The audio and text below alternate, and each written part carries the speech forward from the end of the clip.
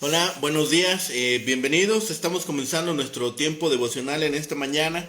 El día de hoy estaremos revisando el capítulo 25, los 12 versículos que componen el capítulo 25 para nuestro tiempo devocional, que hemos titulado Alabanza por el juicio y la salvación. Alabanza por el juicio y la salvación. Vamos a la lectura de nuestra porción. Recuerden que estamos leyendo en la Nueva Traducción Viviente para nuestro tiempo devocional. Dice la palabra de Dios: Oh Señor, honraré y alabaré tu nombre, porque tú eres Dios. Tú haces cosas maravillosas. Las planeaste hace mucho tiempo y ahora las has realizado. Tú conviertes ciudades poderosas en montes de ruinas. Ciudades con murallas fuertes se convierten en escombros. Hermosos palacios en tierras lejanas desaparecen y jamás serán reconstruidos. Por lo tanto, naciones fuertes proclamarán tu gloria. Naciones despiadadas te temerán. Oh Señor, tú eres una torre de refugio para los pobres, una torre de refugio para los necesitados en su angustia, el refugio de la tempestad y amparo del calor, pues los actos opresivos de la gente despiadada son como una tormenta que azota los muros, o como el calor implacable del desierto. Sin embargo, tú haces callar el rugido de las naciones extranjeras, como la sombra de una nube aplaca el incesante calor. Tú silencias las canciones vanidosas de la gente despiadada. En Jerusalén, el Señor de los ejércitos celestiales preparará un maravilloso banquete para toda la gente del mundo. Será un banquete delicioso, con vino añejo y carne de primera calidad. Allí Él quitará la nube de tristeza, la sombra de muerte que cubre la tierra. Él devorará a la muerte para siempre. El Señor soberano secará todas las lágrimas y quitará para siempre los insultos y las burlas contra su tierra y su pueblo. El Señor ha hablado. En aquel día la gente proclamará: Este es nuestro Dios. Confiamos en Él y Él nos salvó. Este es el Señor en quien confiamos. Alegrémonos en la salvación que nos trae, pues la mano de bendición del Señor descansará sobre Jerusalén. Moab, en cambio, será aplastado. Será como la paja pisoteada y abandonada para que se pudra. Dios echará hacia abajo al pueblo de Moab, como el nadador empuja hacia abajo el agua con las manos. Pondrá fin a su orgullo y a todas sus malas acciones. Las altas murallas de Moab serán demolidas, derribadas al suelo, echadas al polvo. El dulce sabor de la victoria. Esta porción que leímos ahora en esta mañana presenta un cántico de alabanza a Dios. Se trata de un cántico que aquellos que han sido salvados, han sido rescatados, elevan en vista de la destrucción de la ciudad enemiga, agradeciendo la protección que Dios ha prestado para ellos. Todos los fieles podemos ver estos cantos, sobre todo en el versículo 4, cuando dice: Oh Señor, tú eres una torre de refugio para los pobres, una torre de refugio para los necesitados en su angustia. Eres refugio de la tempestad y amparo del calor. Son imágenes que podemos nosotros entender, son imágenes que nosotros podemos ver cómo el profeta se dirige a Dios. Podemos discernir estos tres elementos de triunfo.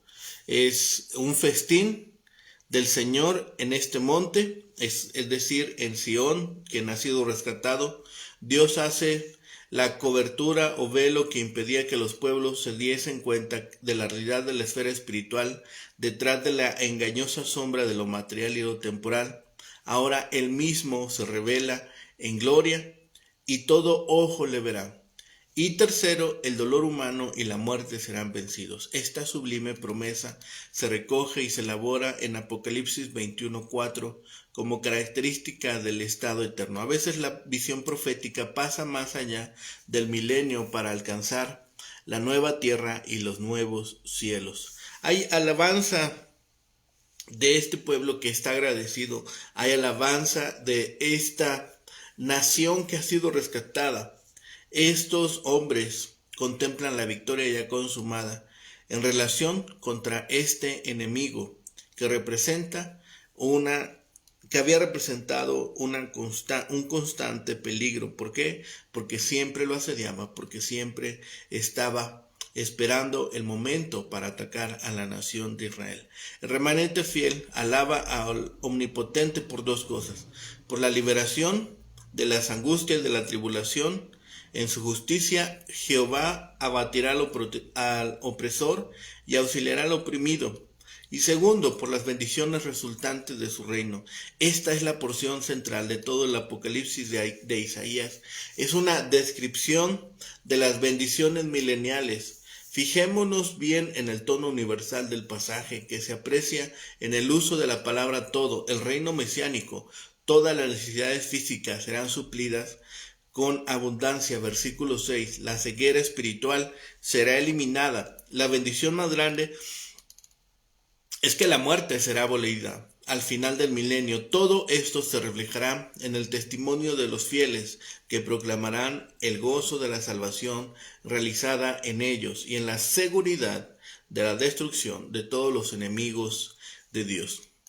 Es un tiempo de bendición en el reino, es un tiempo especial en la cual los redimidos podrán cantar a Dios. En este capítulo es un salmo de alabanza que exalta la liberación que el Señor realizará en su pueblo. Poco después de que el juicio divino arrastre con la gente pecadora, comenzará el reino glorioso del Mesías. En forma poética, Isaías describe la alabanza que se elevará al Señor en el milenio para exaltar sus maravillosas obras. Así que lo primero que observamos en los 5 versículos iniciales es una alabanza al Señor por su reino venidero. Hablando en primera persona, Isaías describe la situación que existirá cuando el reino sea establecido en la tierra. El profeta rinde alabanza al nombre de Dios, su carácter revelado por sus maravillosos actos de juicio y liberación. El juicio de Dios sobre la ciudad, que representa a todo el mundo, provocará que las gentes de naciones robustas den gloria y reverencia a Dios. Esto cumplirá la promesa dada a Abraham de que todas las naciones del mundo serán bendecidas por medio de Israel. El tema acerca de que los gentiles conocerán y adorarán a Dios en el reino es común entre los profetas. Cuando el Señor establezca su reino sobre la tierra, ocurrirá un reajuste de la condición de las personas.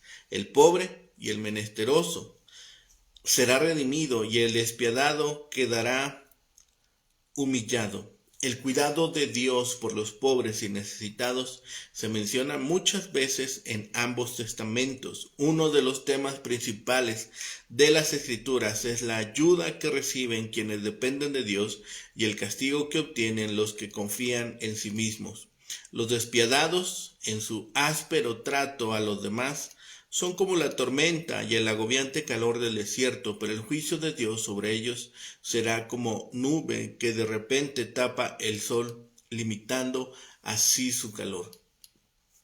Lo segundo son los versículos del 6 al 12, efectos del reino venidero. La liberación que el Señor traerá incluirá la eliminación de la muerte, el gozo de su pueblo y el castigo de sus enemigos. La liberación divina del pueblo durante el reino se representa como un banquete que se realizará en el monte de Jehová de los ejércitos. Los montes con frecuencia simbolizan a las autoridades gubernamentales, pero aquí probablemente se refiere a Jerusalén. Desde el monte donde el Mesías gobernará en el reino. El alimento será provisto para todos los pueblos, lo cual nuevamente remarca la extensión mundial del reino para abarcar a todos los creyentes.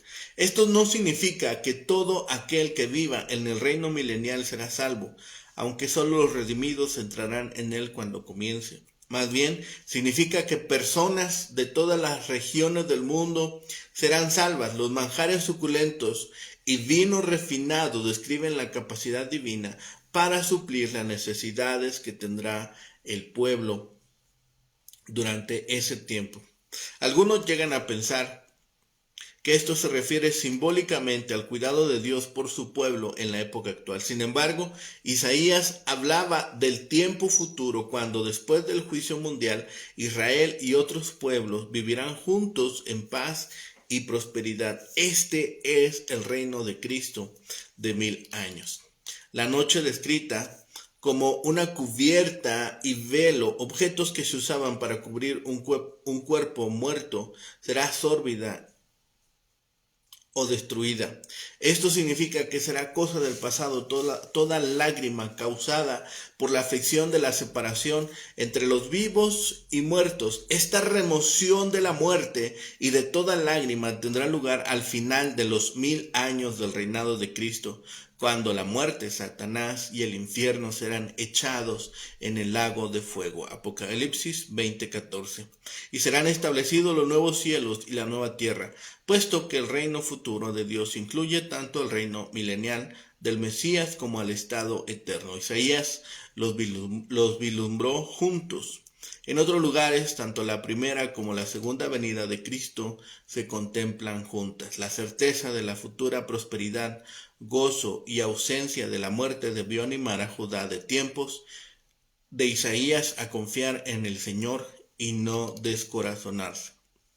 Dice el versículo 9, en aquel día, el tiempo cuando el remanente fiel sea liberado, ellos, los salvos, afirmarán su confianza en el Señor quien los salvó. En respuesta, ellos dirán, nos gozaremos y nos alegraremos en su salvación. Sin duda, los creyentes de Judá del tiempo de Isaías deben haberse gozado en la salvación futura de Jehová. Isaías se refirió a Moab como representante de aquellos que se oponen a Dios y serán castigados por él. Moab se encontraba al oriente de Israel, al otro lado del mar.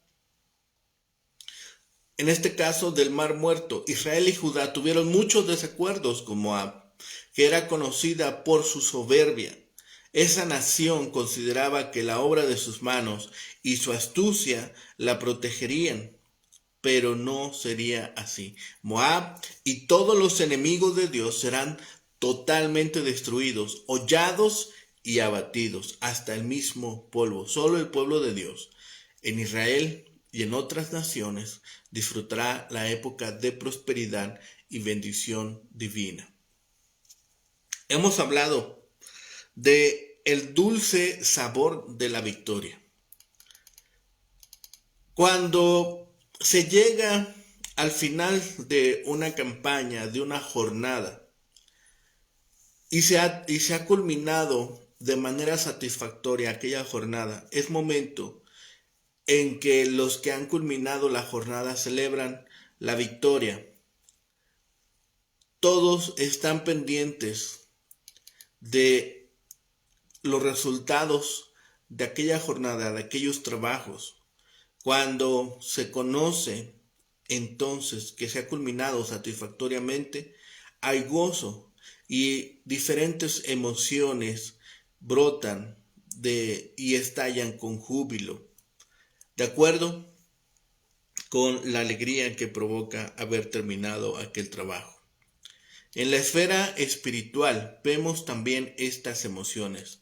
Hay acción de gracias por las maravillas hechas por Dios. Son incontables las maravillas que Dios hace a diario por nosotros. Son incontables las maravillas que Dios nos prodiga en cada día.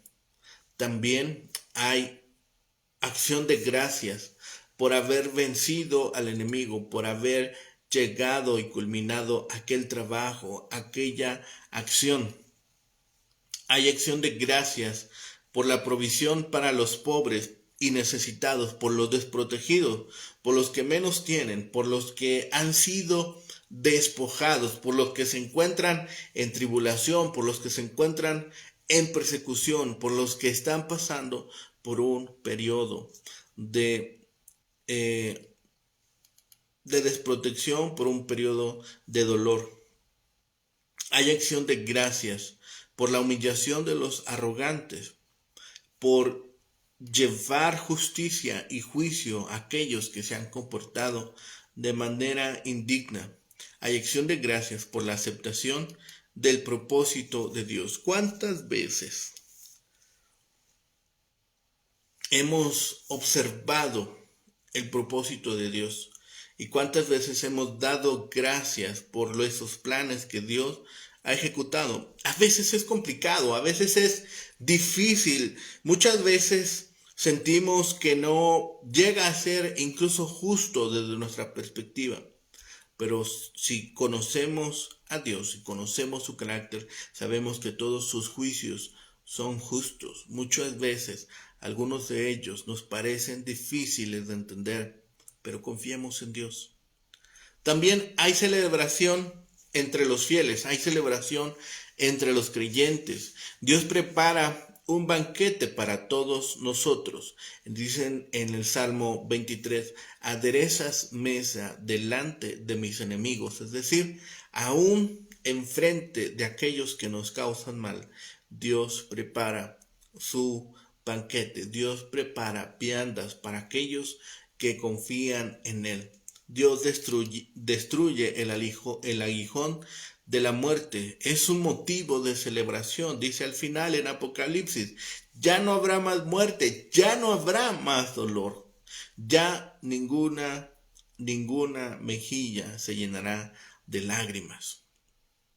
Dios quitará, dice, hay celebración entre los fieles porque Dios quitará la afrenta de su pueblo. Es decir, seremos también nosotros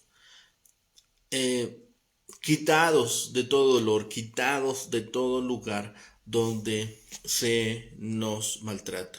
Hay una consagración por la victoria, hay afirmación de la fidelidad al Dios único, hay una exaltación del monte de Sión, es decir, todo el pueblo, todo el mundo estará entonces lleno de alegría y de gozo por las grandes cosas que Dios hace. La fe en el Señor nos ayuda para manejar el dolor de la muerte de los seres queridos y los sufrimientos que acompañan tales experiencias. Dios promete que enjugará toda lágrima de los ojos. Así que alabemos a Dios por sus obras maravillosas. Isaías se acaba de asomar al glorioso reino del Todopoderoso ante los ancianos en la Nueva Jerusalén. Las siguientes palabras que pronuncia vemos que son de alabanza. Los santos siempre se sienten motivados a dar alabanza a Dios, al Dios del pacto de gracia. Y el profeta no es diferente. Él representa a todos los justos. El profeta colocó primero el nombre especial Jehová para darles énfasis a sus palabras, como alguien que prorrumpiera en gritos triunfales después de la victoria. Isaías exaltó a Dios y alabó su nombre. El Omnipotente logró la victoria sobre todo mal. Por esto los creyentes gritan regocijados, porque este triunfo les pertenece por fe. Al igual que Isaías, ellos glorifican el nombre del Dios del pacto, porque Él es el triunfador. Isaías nos dice que Jehová ha hecho un prodigio, que ha hecho maravillas. Ningún esfuerzo humano puede alcanzar lo que el Omnipotente ha hecho. Solo Él puede hacer ese portento. El intelecto humano ni siquiera es capaz de concebir las grandiosas maravillas de la salvación. ¿Cuáles son esas maravillas? Son Cristo y toda su obra. Dios planeó la llegada del Mesías al mundo y antes que llegase delineó claramente toda la obra que iba a realizar mientras estuviera en la tierra. Siglos después, el apóstol Pablo escribiría: pero cuando vino el cumplimiento del tiempo, Dios envió a su Hijo, nacido de mujer y nacido bajo la ley, para redimir a los que estaban bajo la ley, a fin de que recibiéramos la adopción de hijo. Gálatas 4, versículos 4 y 5. El plan de Dios no se desarrolló a la par con los acontecimientos. Dios nunca hace las cosas a medias. Su proyecto era tan importante que lo ideó con gran cuidado y con mucha anticipación. El primer anuncio de su plan lo fue dicho al mundo de nuestros insensatos y pecaminosos padres en el huerto de Edén después de su pecado. En su angustia y desesperación necesitaban saber que el plan de Dios iba a ejecutarse para liberarles de la desobediencia, pero el Todopoderoso no se decidió en ese momento lo que iba a hacer después de que Adán y Eva habían pecado. Él ya lo sabía aún antes de que ellos desobedecieran, antes de la fundación del mundo, dice Efesios 1:4. A través de largos siglos, desde aquella primera desobediencia, Dios no cambió su programa, sino que se adhirió fielmente a él. Isaías escribió estas palabras después de una larga historia de actividad divina. Dios ya había destruido al mundo mediante el diluvio, pero guardó con vida a Noé y a su familia con el fin de cumplir la promesa que les había dado a Adán y a Eva. El Dios de la fiel gracia había escogido al patriarca Abraham para ser el gran antecesor del Mesías y había hecho de sus descendientes una gran nación a la que había liberado de la esclavitud en Egipto y le había dado tierra propia. Dios había predestinado la casa de David para que fuera la fuente de la que por fin iba a venir el Mesías. Ya todo eso había estado en el pasado y Jehová había sido fiel en sus promesas. Isaías miró el futuro y vio el nacimiento virginal de Manuel. Dios continúa siendo fiel y no se apartará jamás de su plan hasta que esté totalmente cumplido. Mediante el poder del Espíritu Santo, Isaías vio también el glorioso futuro de la iglesia de Dios en los cielos. El Señor cumplió todo con perfecta fidelidad. Por todo esto, Isaías se sintió motivado a alabar a Dios y a proclamarlo como mi Dios. Este pequeño versículo puede ser una alabanza en boca de los creyentes de todos los tiempos. Con toda confianza, como lo hizo Isaías, también nosotros podemos declarar: Jehová, tú eres mi Dios, y asimismo alegrarnos en el triunfo que Él logró para nosotros mediante el Mesías. También nosotros éramos parte de su plan aún antes de la creación del mundo. Jehová, el Dios del pacto, fuerte, misericordioso, piadoso, tardo para la ira y grande para misericordia y verdad, que guarda misericordia a millares, que perdona la iniquidad, la rebelión y el pecado, pero que de ningún modo tendrá por inocente al malvado, que castiga la maldad de los padres en los hijos y en los hijos de los hijos hasta la tercera y cuarta generación. Éxodo 34, versículos 6 y 7. Como lo hace el versículo anterior, el libro del Éxodo, este capítulo igualmente colocará la ley y el evangelio uno encima del otro. Los pasajes evangélicos del capítulo que tratamos están entre los más bellos y reconfortantes de las Escrituras. Por su parte, la ley resulta igualmente gráfica y terrible. Dios destruirá a los pecadores, pero también los salvará por ser así por naturaleza. Necesitamos oír la dura ley de Dios. Con ella Él aplasta y saca fuera de nuestro malvado corazón cualquier falsa esperanza. Pero cuando estamos aplastados y desesperados, Dios nos reconforta con la seguridad de su amor en Cristo y edifica nuestra esperanza en las maravillosas obras que el Salvador ha hecho por nosotros. La ley y el evangelio son las enseñanzas fundamentales de las Escrituras. La ley anuncia el juicio de Dios sobre el pecado y el pecador, lo que hace aquí Isaías, es describir el juicio sobre la impiedad. Tú, Jehová, convertiste la ciudad en escombro, la ciudad fortificada en ruina, y el alcázar de los extranjeros nunca más será reedificado. Este es el Dios que Isaías proclama como suyo en el primer versículo. Uno de los actos es la destrucción de sus enemigos, o sea, la ciudad, la cual, aunque no es identificada, representa a todos los adversarios del Señor Dios que persisten en el pecado y la incredulidad. Nínive, la capital asiria, o Babilonia, la capital de Nabucodonosor, podrían ser incluidas, pero también lo pudiera ser cualquier pueblo enemigo de Dios y de su plan de salvación. Él es enemigo del pecado y de cada pecador, y su justo juicio cae sobre quienes confían en sus propios méritos. He aquí el juicio de la ley. Pero la función de la ley es prepararnos para el mensaje evangélico del incondicional amor de Dios por los pecadores.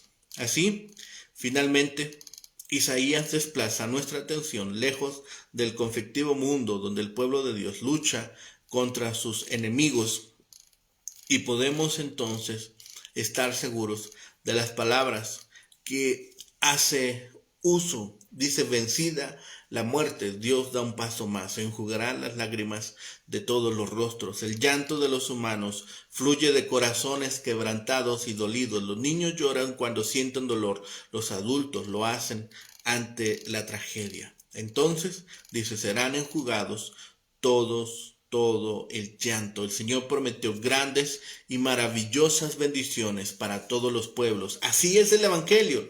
Nadie queda excluido, tal como Jesús dijo a sus discípulos: haced discípulos en todas las naciones. Dios declaró al mundo justo y santo y destruyó la muerte para todos mediante la obra del Señor Jesús. Confiemos en las promesas, confiemos en lo que Dios ha hecho por nosotros. Llevemos alabanza y adoración al único merecedor de ella. Estemos entonces también nosotros dispuestos a llevar alabanza como ese conjunto de redimidos. Finalmente, es violenta y gráfica esta sección, donde destaca el hecho de que Dios es severo en cuanto al pecado y a la apostasía. Vivimos en un mundo que piensa que la impiedad es solo una ligera imperfección, una falta de carácter, que puede ser corregida con el conocimiento correcto y el firme deseo de cambiar.